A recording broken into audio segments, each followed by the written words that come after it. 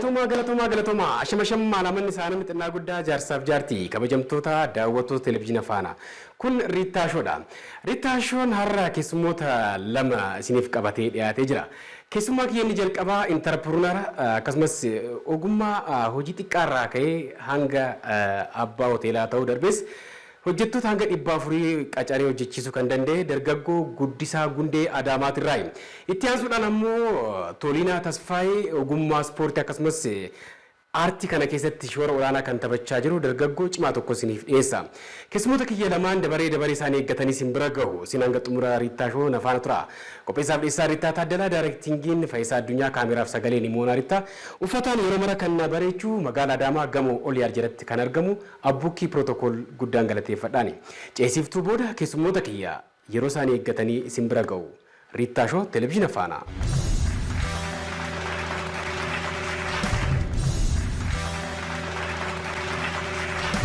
Hayyee kabajamtoota daawwattoota keenyaa ceesiftuu booda walitti deebinee jirra. Keessummaan kiyya inni jalqabaa Guddisaa Gundee hawaasummaa kanarratti dhaabbata tajaajila bareedaa kennaa jiru tokko kan hundeessee bifa bareedaadha jiru isa dhiyeessine. Guddee jalqaba kaasuudhaaf yaaleen jira. Hojii osoo hin tuffatin dargaggummaa keetiin hojii qulqullina irraa kaatee ergamuu darbees keessummeessaa ergasiis immoo maanaajara taatee isteeppiidhaan hoteela mataa keetii banattee bifa bareedaarra jirta. Adeemsa dakarraa qabee hanga abbaa hoteelaa taatu kanatti jiru kana dargaggoota keenyaaf hin qonna inneeti kan beellamaan istiidiyoo Riitaa keessatti argamne. Keessumattuu tajaajila hojjettoota dhiyeessuu hojjetaa haga 400 eebba sagantaawwan gurguddoo kan mootummaas ta'e kan dhuunfaa irratti dhiyeessuudhaan fudhatama guddaa argattee jirta. Dhaabbanni KGG kan jedhamu hojjettoota dhiyeessuudhaan kan beekamudha. Mee isteeppiiwwan dhiyaate keessa jirtu kana akkamitti akka dhufte naa kaas jalqabarra. Ani gara sadarkaa hojii kanaa ta'uun galiin dura hojjetaa nama dhuunfaa yookaan immoo dhaabbata dhuunfaa keessa hojjechaa kan turedha. Haa ta'u malee achi keessa taa'ee abjuu guddaa waan hin qabuuf achi keessa taa'ee hamma naadha kan nama jedhu tokkotti hojjedhe jedhu hojii uumuudhaan ofiifis dargaggootaafis hojii uumuudhaan gara gabaatti seente. Gara gabaatti seenee hojii laatti fiddee dhuftee maali? Ni jalqaba gara mana hoteela tokkummaa Adaamaa achi toon qacaramee jiru abjuun kun naa dhufe. Isaan booda kallattumaan gaafa hoteelli sun eebbifamu abbaan gamoo sanaa gaafa na haasofsiisu kallattumaan ofii koo qindeessee hojjechuu eegale. Akka tasaa jalqabee haa ta'u garuu abjuun hin jiru. Hojii akkasii karoorsee waan hin tureef milkaa'ee utuma hojjedhu 2004 irraan kaasee daandii DJ walitti qabee keessummeessuu bichaa kan ture daandii fi DJ walitti makee hojjechuu eegale. Utuma isa hojjedhuuti hoteela Guddisaa Adaamaa jedhu naannoo dhaddacha araaraa yookaan maqaa duriitiin duwwaa 4 kan jedhamu hojjechuu eegale.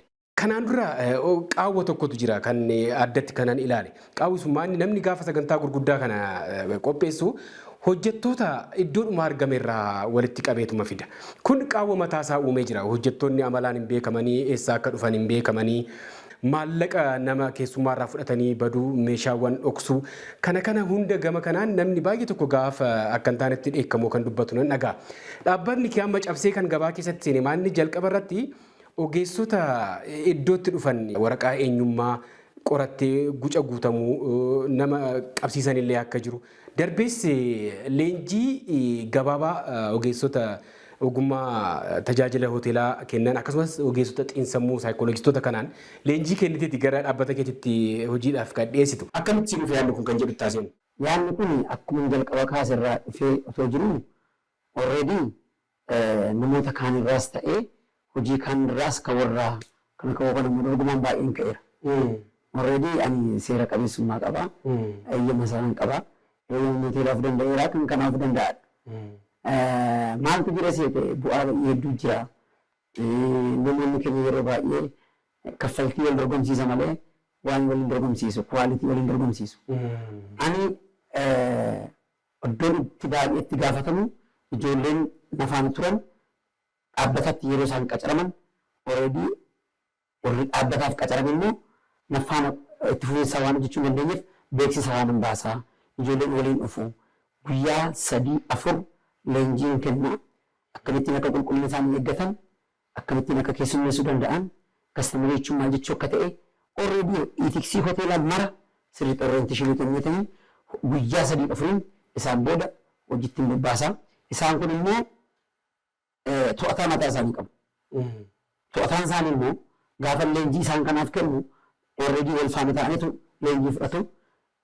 Isaa booda immoo xumuraa irratti immoo isaaniifis tooftaa ittiin to'achuu danda'an akkamitti akka to'achuu danda'an hojjetaatiin bifa kamiin siireesii iddootti ta'an jira iddootti firii ta'anii ijoollee simatan keessummoota simatan waan barbaachisuuf isaaniif immoo kophaatti leenjii addaan kennaaf. Maanaajeroonni hojjettoota kee kana to'atan xiqqooshii qaamni isaanii gurguddaa kana. Tarii kan akka kiyyaaf kee kun maanaajerummaadhaaf hin ta'u namni xiqqooshii sodaatu irratti nama gurguddaa kana namni sodaata waan ta'eef isa hojii wal qabatamu akkuma carraati. Sababii addaan qabu. Already ijoollee keenya waan ba'anii fi baay'een isaanii itiksii qabu waan ta'eef muuxannoo waan qabaniif tooftaatti ijoollee kana to'atan qabu isa dhufan of jalatti leenjisee akka isaan hojjetan hojjetu. Al tokko dunkaana 10 hanga 20 keessatti hojjettoota hanga 400 dhiyeessitee ijoollee sana hordofuun ulfaata. Namni kun akka kiyyaa qallaaf gabaabaa kana sodaatu beektaa. Ogummaadhuma kana amma guutuu Oromiyaa keessatti guddisaan baay'ee beekamaa ta'ee jira. Maallaqaanis of dandeessee dargaggoota haga 400 jiraachisuu jechuun ani teenkiyuu siin jedha. Hojii akkasii kun garuu namni xiyyeeffannaa ittiin kennine. Ogummichaaf xiyyeeffannaa kenniteetta. Ogummaawwan namni xiyyeeffannaa ittiin kennine kana saayinsiidhaan dabalanii fidanii gabaatti dhiyeessuun galatoomii si jechiisedha yaada. Kanarratti maal siin jechuun barbaada see ta'e namoonni baay'een akkuma sila kaasuu barbaade gatii wal dorgomsiisu. Warri qacarus sagantaa eebbaaf qacarus dantaa ittiin kennu eeyyaman gaafatu. Maalin gaafatu sun jedhama karaarraa qabeegash. Akka biyya keenyaatti duubatti hafaa ta'eetu vaaliin kennamuuf malee akka biyyoota gurguddaatti namni seera qabeessummaa qabu, namni muuxannoo qabu, namni muuxannoo qabu kan dhiyeessu amma yeroo baay'ee namoonni gurguddaan irratti affeeree jira. Yeroo leenjii kennu. Yeroo isaan achiis deebi'anii hojiin kun xumuramee dhufu sagantaa galataa kan dhiyeessaaf. Sagantaan galataa kana irratti dhiyeessutti immoo abbootii qabeenyaa yookaan immoo ogeessa tokko namoota gurguddaa namoota muuxannoo anaafis galata dhiyeessanii hojjetaa kanaafis galata dhiyeessan yeroo baay'ee affeeran. Kanaafuu namni addatti waan kana beekuu qabaadha ejjennoo kiyyallee. Asirratti maalan si dabaluu barbaada seete tokko akka kootaa yookaan immoo gibira jedhama kana akaanaa guutee dhiyeessuu barbaada. Ani isarra ijoollee kanaan dura afaan hojjetan leenjii fudhatanii sirriitti bilchaatanii as dhiyaatan tokko. Lammaffaan immoo jarreen kun walii isaaniif wabii ta'uu danda'u. Waraqaan eenyummaa namoota waliif ta'uu kun jiraachuu qaba. Maaliif isaan wal to'ata? Alaqaa sanaan ala, guddisaatiin ala kan to'atu eenyudha? Isaan waliin isaanii wal to'ata. Maaliif ani siif yoo mallatteesse ati yoonaaf mallatteessite nuti wal eegaa jechuudha. Akka fakkeenya kanaatti. Keessummeessitoota uffata aadaatiin namni barbaadu hin jira. Uffata aadaa mataa keetii sanbataaf dilbata sagantaawwan qabdu keessatti uffata aadaatiin illee faayessitee uffata ammayyaadhaan illee faayessitee haala itti dhiyeessitu hin jira. Akkuma xiqqaas ta'e eebba irratti hin kennina. Cidhaan jira. Akkasuma qubeelaan hin jira. Qophiiwwan gurguddaa irratti akkasuma dhaabbata mootummaa illee fakkeenyaaf keessummaan tokko yeroo as galma dhufu hoteela internaashinaal gurguddaa dhufu yeroo akkasiis hojjetaa pirootokoolii isaa uffata aadaa ni qabna. Uffata aadaatiin miidhagsinee akkasuma gaafa sanbata guddaa fi qadaamii xiqqaa yoo uffata aadaatiin hojjetan guyyaa afuriif turoo ta'e guyyaa kaan immoo wayyaa adii fi surree gurraachaan akka Itiksii fi uffata isaa aadaallee qaban akka namni barbaadu dhiyeessan jechaadha. Garuu namni irra akka ta'u ogummaa kanaan hojjettoonni dhungada dhiyeessanii bara akkanatti mana zarafanii deemanii eebba keenya akkanatti jaraa fashaleessanii akkasii kun dubbatama. Namoota akkanatti itti gaafatamummaa qabanii fi ogummaadhaan deeggaramanii hojjetan kana kontaakti gochuudhaan akka hojjettan waan barbaannuuf. Kanaan biraa sagantaawwan qabdu kanarratti Gamaa gama ni taasifta. Hojiiwwan kaleessa hojjetaman maal fakkaatu kan jedhu galgala irratti ganama immoo orienteeshinii ni kennita. Achi keessatti badiiwwan jiranii qorattanii hojjetaa rakkoo qabaate namni absoluut miti hojjetaa 400 dhiyeessanii san keessaa namni rakkoo xiqqoo qabu hin dhabamu. Isa qorattee battalumatti nama hojiirra ari'uu dabartee hanga seeraatti dhiyeessita. Kanaan kutannoodhaanis ni beekamta. Kabaja hojii keetiif qabdu waan ta'eef galatoomi siin jedha. Ganama fakkeenyaaf dhaabbanni sun dogongora maal qaba meeshaa dhiyeechuu irratti fakkeenyaaf maaltu hir'atee maal isaanii sirreessuu dandeenya jedhanii isaan bira walitti qabaa kanatu rakkina jira kanatu rakkina jira yoo isaan jedhanii eerinaa kennan isaaniin warra manaa isaan dhaqee sirreessaa.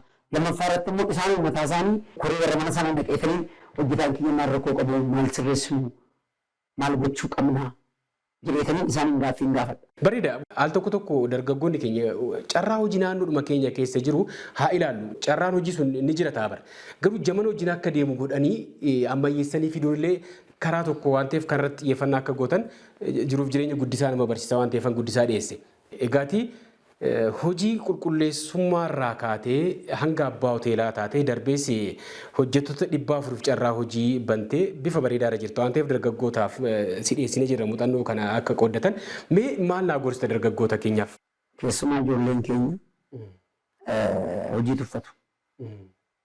Kana eenyuun beeka? Baay'een keenya barannee biiroo mootummaa taa'u malee hojii uumuu hin jaallanne.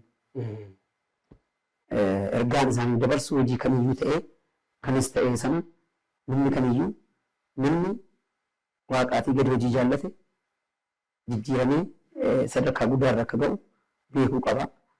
Lammaffaan immoo hojii hojjetu kan nam ta'in malee kamiyyuu jaallachuu qaba.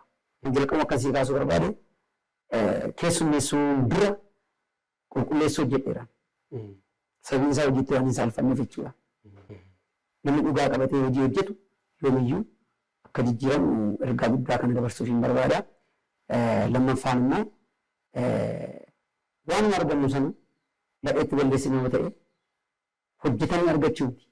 Argatanii ittiin jijjiiramu isteeppii kaleessa turan isteeppii isaatoo jijjiiraa deemee jedhee ergaa kana dabarsuu barbaada. Ayyee galatoomi. Kanatti aansuudhaan keessummaa kiyya lammaffaa waliin ceesiftuu booda isiniin eegaa. Riittaashoo televezyiina afaanaatti daawwachaa jirtan.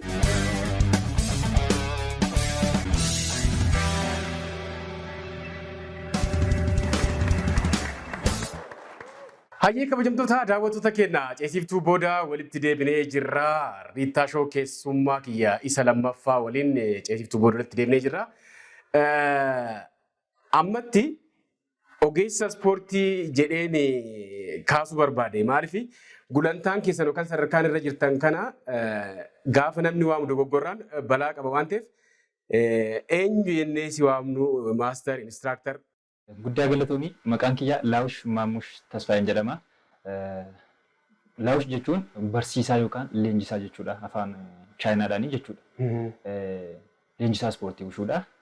Ispoortii ushuu yookaan kungufuudha kan barsiisu jechuudha. Ushuu ammayyaawaa. Okay. Maaliif seete mudannoo tokkoon qaba kan hojii wal qabate bara amsaalaqaa fi mataalaqaa jedhamuu fi wanni kun addatti kabaja qabu sanitti tokkotu mataalaqaa kana affeera beeki. Osuma affeeruu namicha affeeru kun akka abbaa qabeenyaa kana amsaalaqaa dhugi kaa bashannani jedhaan. Mataalaqaan kun 50 eessaa biraan jala hambisee xiqqoo shiinaadha.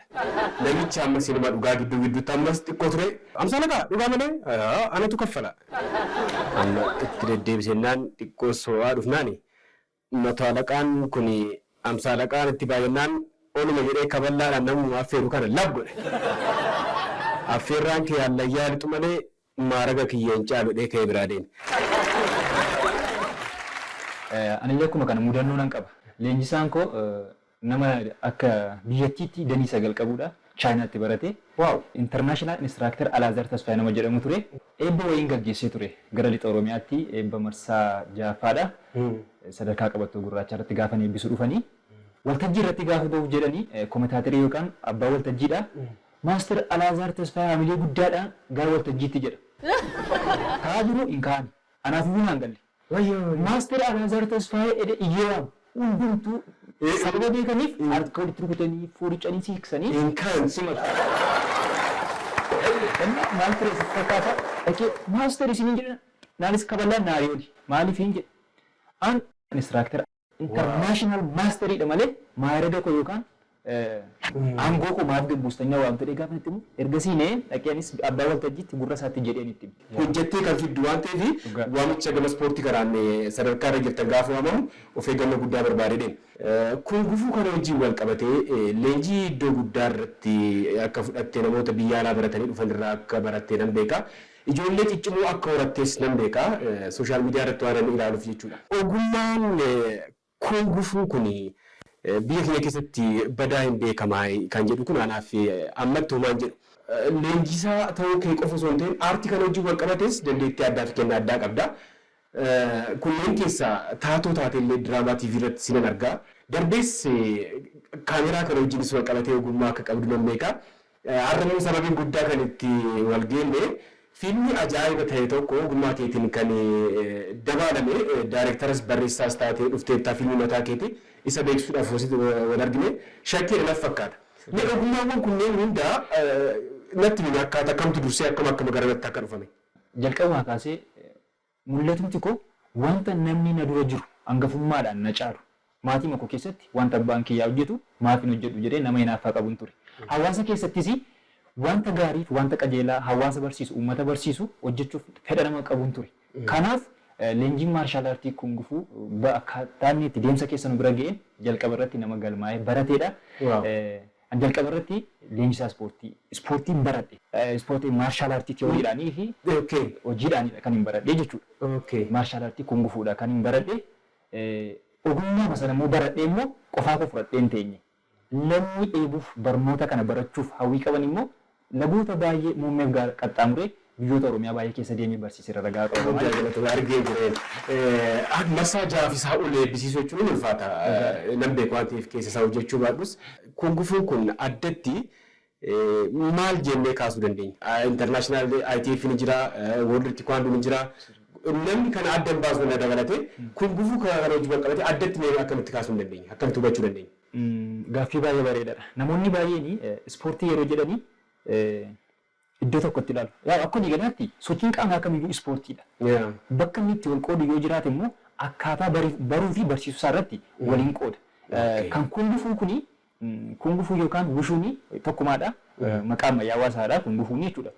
Wushuuni baay'een isaa Argeeshiyaa keessatti kan inni beekamee jiru. Achittis jalqabee ammallee gara biyya keenyaa galee akka Itoophiyaatti akka Oromiyaatti akka gandaatti eessayyuu galeera. Garuu badaa baratamaan turre. Kun gufuuni gabaabatti yoon siif ibse ispoortii baay'ee haardiidha. Maaliif saban hojjedhuuf osoo hin taane ispoortii biraas baay'ee hojjedhee argeeranii ispoortii gosa baay'ee hojjedheera. Garuu kun gufuun hojii dilee koo ta'ee biddeen koos ta'ee kan itti hojjechaa jiru immoo amma beeku yoon sitti mee faayidaan isaa maalidha yoo jette ispoortiin harkaaf miilaanidha kan inni hojjetamu. Adda kan isa godhu tokko yoo jiraate kun gufuu persentii 50 harkatti fayyadama, persentii 50 miilatti fayyadama. Harkaaf miila wal qixxeetti hojjetaa jechuudha. Harka mirgaa kaaste jechuun harka bitaas kaasuun dirqama keedha. Kanaaf kun gufuun ispoortii wal qixxeetti qaama kee irratti hojjetu jechuudha. Dabalataan immoo ammas kan adda isa godhu meeshaalee garaagaraa meeshaa sagalee hin qabne baay'ee fayyadamee hojjeta. Isheen bulee akkas Bruusilii fa'aa ta'udha. Isheen keendoo jedhamti. Bruusilii itti hojjetu keendoo jedhamti. Akkuma kana kajeel kan jedhamu yookaan dullaa yookaan bittiriisa jennu kana fayyadama. Ibiddallee fayyadama. Gootummaan kun guutuutti akka Oromootti gootummaan hunda keenyaaf akkuma jirutti ta'e amma Arsii gaafa jettu dheebuudhaan beekamaadha. Haaluma itti jiru waliin jiraatu wajjin wal qabatee hawaasichi maal fayyadamaadha. Gara sanaanii kanas shimalli hin beekama. Kun gufuu jalqabumaa baratan jechuudha. Waan gaaffiin ta'u tokko kanan si kaasu kopheen isin gootan uffannaan keessanis adda. Kopheen guddaa jilbaa gadi jiru tokko addatti namni kophee keessan laaleellee isin beeka. Kanuma deemee godhachuudhaan ijoolleen magaalaa qaruutee tokko kophee keessan kana godhanii akkas laphee isaanii akkas kufanii waan taane gaafa godhan arginee jira. Gidduudhuma san kopheedhuma laallee nuti kan leenjisaas ta'e ogeessa kun gufuus kan ta'es kan hin taanes salaamsachaatuma baane. Maal jennaan kopheedhuma laaleen isheen nama cimtuudha barii kun gufuudha jedhan. Uffannaa dhumti keessan kun adda moo akkami? Dhugaama dubbachuudhaaf yoon si kaase wantoonni adda addaa ol qoodan baay'ee jira. Gama kophee irrattis, gama huccuu irrattis akka biyya keenyaatti hin baratamne iyyuu malee akka biyya Chaayinaatti yoo fudhatte maastariin tokko kan inni ittiin beekamu amantaa maqaadha osoo hin taane akka mana amantaatti uffannaa gosa garaagaraa jira. Sheekis ta'e qeesis ta'e huccuu isaanii hin beekamu daandii irratti. Biyya hambaa kanatti immoo biyya Chaayinaatti immoo yoo fudhatte keessumaa gadaamiitti baay'ee isaanii gadaamiitti hojjetu akka amantiitti fayyadamu ispoortii yeroo baay'ee. Maaliin beekamu isin jechuuf hin jedhee akkuma tammaa kopheedhaanii baay'een isaanii fakkeessaaf kan kaa'atan jiru. Waan ispoortii sanaa osoo hin beekin akka amantaaf jecha kan kophee kana uffatan ni jiru. Akka biyya sanaatti yoo sitti mee maastariin tokko huccuun isaa adda. Uffatee kan inni deemu fagootti yoo agarte gajjettee salaamtaa yookaan magaalaatti fi kan dabartu maaliif ispoortii hojjechaa deemu osoo hin taane huccuun uffatee jiru inni ibsaa akka biyya sanaatti.